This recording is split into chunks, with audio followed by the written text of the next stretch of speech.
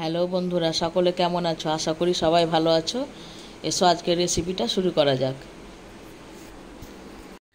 আজকে আমি চলে এসেছি আবারও একটা নতুন রেসিপি নিয়ে, ফুলকপি দিয়ে কাতলা মাছের ঝোল।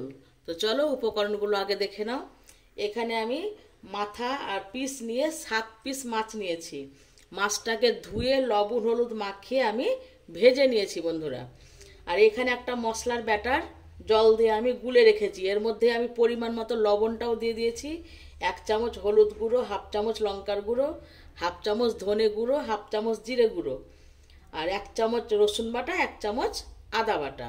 সামান্য পরিমাণে কালো জিরে নিয়েছি, পরিমাণ মতো সর্ষের তেল নিয়েছি, একটা ছোট টমেটো কুচি করে কেটেছি, সামান্য একটু ধনে পাতা কুচি করেছি, ছোট ছোট দুটো পেঁয়াজ কুচি করে রেখেছি, আর দুটো ছোট আলু লম্বা করে কেটেছি, একটা ফুলকপি ডোমো ডোমো করে কেটে নিয়েছি। আমি কড়াই বসিয়ে 2 চামচ সর্ষের তেল দিয়ে দিয়েছি। ওই তেলের মধ্যে এবার আমি আলুগুলোকে দিয়ে দিচ্ছি। আলুগুলোকে ভেজে তুলে নেব। আলুগুলোকে লাল লাল করে ভেজে নেব। আলুগুলো লাল লাল করে ভাজা হয়ে গেছে। এবার আমি আলুগুলোকে অন্য পাত্রে তুলে নিচ্ছি। এবার ওই তেলের মধ্যে আমি ফুলকপিগুলোকে দিয়ে দিচ্ছি। ফুলকপিটাকে একটু নাড়াচাড়া করে ঢাকা দিয়ে দিয়ে ভেজে নেব। তাহলে ভাজাটাও সুন্দর হবে, কপিগুলোও সেদ্ধ হয়ে যাবে। ঢাকনা খুলে বারে বারে নাড়তে হবে। গ্যাসের আঁচটাকে এখন আমি মিডিয়াম করে দিয়েছি।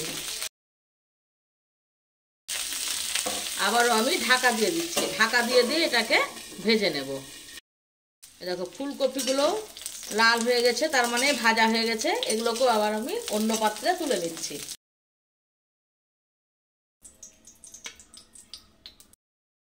কড়াইয়ে তেল নাই, সেই কারণে আমি ওই কড়াইয়ের মধ্যে আমি 2 চামচ তেল দিয়ে দিচ্ছি।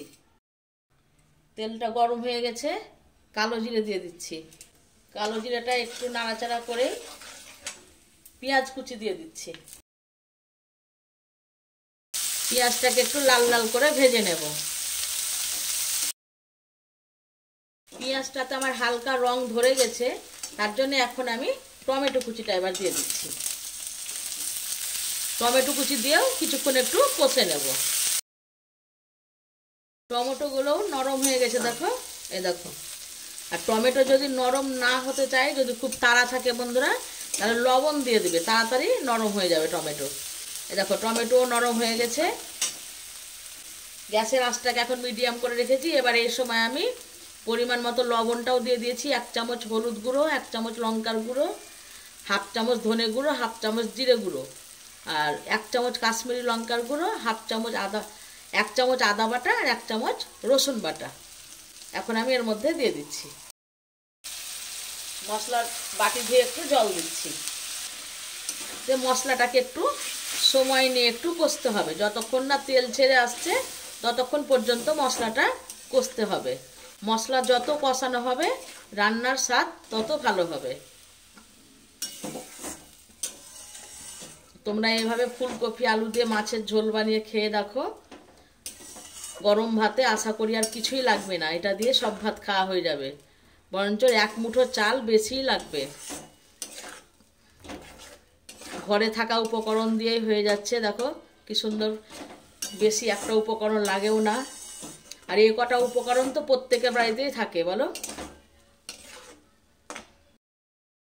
মশলা থেকে তেল ছেড়ে গেছে, তোমরা দেখতেই পাচ্ছ। আর মশলাটা আমি 5 মিনিট মতন কষে নিলাম। এবারে আলু আর ফুলকপি যেগুলো ভেজে রেখেছিলাম এখন এর মধ্যে আমি দিয়ে দিচ্ছি। এবার আলু ফুলকপিটা দিয়ে একটু কষে নেব। দেখো কড়াই লেগে লেগে যাচ্ছে, ওই জন্য আমি একটু করে জল দিয়ে দিচ্ছি।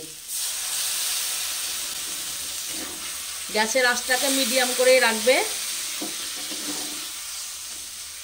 আলু আর ফুলকপিটা দিয়ে আবারও ঢাকা দিয়ে কষে নেব বন্ধুরা। ঢাকা দিয়ে দিয়ে কিছুক্ষণ কষে নেব। ঢাকা দিয়ে আমি 5 মিনিট মতন আলু ফুলকপি দিয়ে কষে নিলাম। এবার আমি জল দিয়ে দিচ্ছি। আমি যেহেতু ঝোল করব তার জন্য জলটা একটু আমি বেশি পরিমাণেই দেব।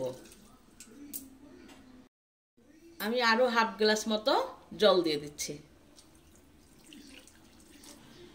তোমরা যদি ঝোল কম খাও তাহলে জলটা কম দেবে। আমি একটু ঝোল করব, ওই জন্য আমি বেশি পরিমাণে জলটা দিলাম।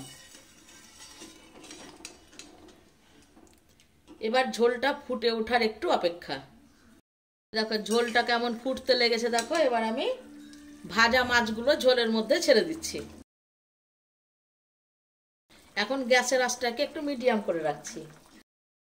মাছগুলো দিয়ে আমি 3 থেকে 4 মিনিট মতন ঝোলে দিয়ে ফুটিয়ে নিলাম।